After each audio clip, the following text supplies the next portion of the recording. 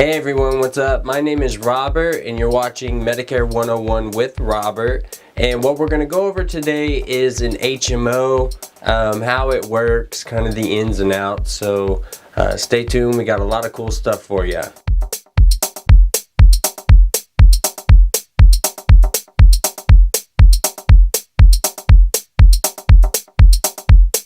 First things first, HMO is actually an acronym for Health Maintenance Organization.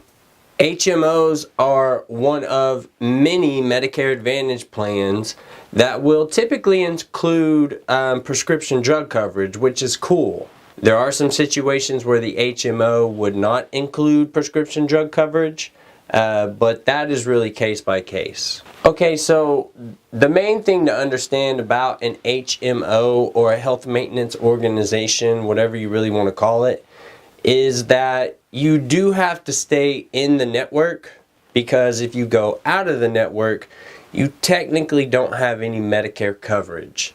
And that's something that a lot of people do not understand. What I mean by if you go out of network is, long story short, you go out of network, whoever you went to, whether it was a physician or a hospital or whatever it may be, if they don't have a contract with the private company that you have the HMO with, then they technically can't bill them, so the bill goes straight to the member or the person holding the HMO.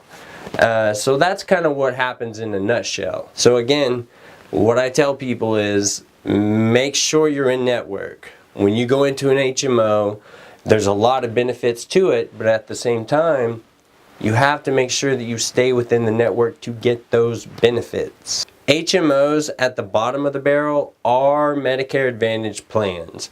Medicare Advantage plans in general will typically give people additional benefits. And when I say additional benefits, I mean it'll give you things that Medicare won't. So if I said that a Medicare Advantage plan would offer cleanings on dental and x-rays, basically maintenance for dental.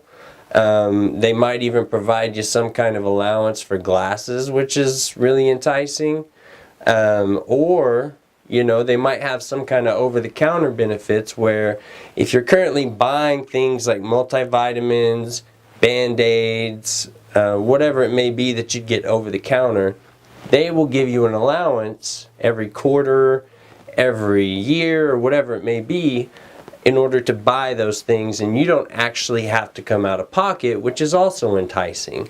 Those are things Medicare will not and does not cover. So Medicare Advantage is actually giving you those things on top of original Medicare.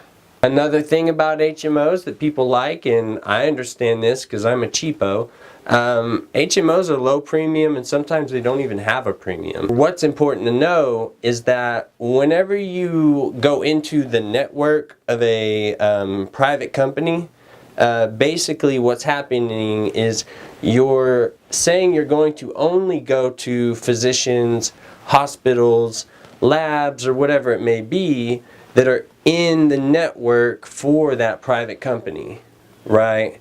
So when you do that, you're giving up, sometimes you're giving up a little bit of flexibility within who you do and don't see.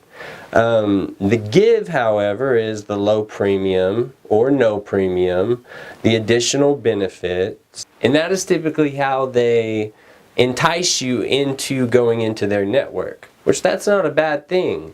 Here in Oklahoma City, we have a very broad network with a lot of the companies. So when I sit down with somebody, I don't necessarily have that issue of, well, your doctor isn't in network. I can find a company typically where their doctor will accept the plan, whether it's a primary care physician or a specialist or like a DLO lab or something like that, or even a pharmacy. It's all network based, and that's very important to understand about an HMO. It is all contract, network, in-network based. So bear with me here. This is very, very important to understand.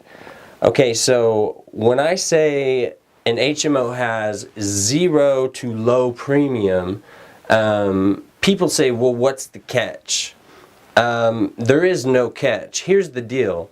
Whenever Medicare, the federal entity, hands off the administrative duties to a private company, Medicare actually pays that private company a lump sum to administer the benefits. And when I say administer the benefits, what I mean is they're going to administer the 80% that original Medicare would have typically administered, except the federal entity is handing it off to the private company. The federal entity of Medicare is then paying the private company to do so. The private company then is allowed to come in and give additional benefits on top of original Medicare coverage. At the same time, not really charge a premium or charge a very low premium. Keep in mind, most of these plans have prescription drug coverage. They are very enticing if you understand them. Okay, so another thing with an HMO is you do have to have a primary care physician, and a lot of times that primary care physician has to refer you to a specialist. So if you need a surgery or to see a specialist, that primary care physician, your primary care physician, needs to refer you sometimes depending on the HMO. Every company is going to be different. Every company is going to have different guidelines. But when HMOs originally came out, they were extremely referral based. That's not a bad thing if you really think about it, because if you get a referral, you typically get in to see the specialist quicker. And not only that, a lot of specialists require a referral anyway. So, take that with a grain of salt. Alright, so the last thing is that if you want an HMO, you have to reside in the county the HMO is offered. So for instance, we have a lot of HMOs in the populated counties. When you get out to the rural areas, your options are a little more limited because there's just not that population to support the market. So in order for you to get an HMO, or even a Medicare Advantage plan, you have to reside in the county in which it's offered. Make sense? Good. I know you're listening. I know you got it. Hey, you guys are great. If you want to, like and subscribe, and I look forward to bringing you more information about Medicare and insurance in general. I know it's a boring topic, but I'm trying to bring a little bit of life into it and trying to educate individuals who want to know more about insurance, specifically Medicare, but how all those things work. So again, this is Medicare 101 with Robert. I am Robert, and I am signing off.